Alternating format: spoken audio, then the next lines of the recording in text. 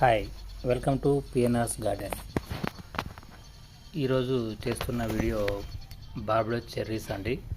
Cherry పళ్ళు గత June నుంచి మాకు ఇది రెండోసారి కాస్తున్నాయి.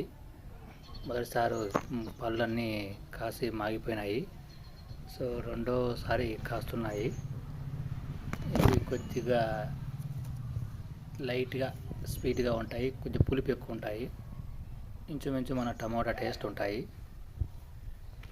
తినడానికి టేస్ట్ పరంగా అయితే పెద్దగా ఉండవు, కానీ సో పులుపు పళ్ళు కాబట్టి కొద్దిగా మనకు సి విటమిన్ బాగా ఉంటుంది.